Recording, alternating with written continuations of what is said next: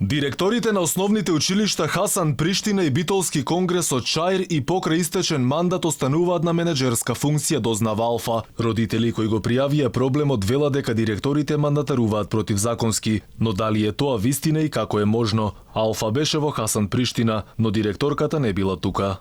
Моментално она не е тука, овие другите не може да иде. Она не е на работа во моментот? Не, излезена. Директорката на основното училиште Хасан Приштина овде во Скопски Чаир барем денеска не беше на своето работно место. Од училиштето ни рекоа дека немала ништо што да каже. Родителите никако не сакаат да зборуваат јавно пред камера. Дали имате информација дека директорот бил незаконски поставен на функција?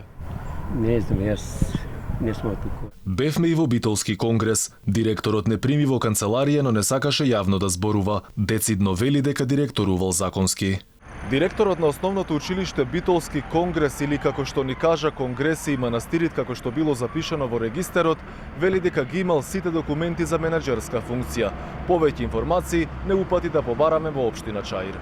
Оттаму самокусо ни рекоа дека постапката за избор на нови директори била во тек, но нема објаснување на која основа овие остануваат на функција и зошто навреме не се избрани нови директори.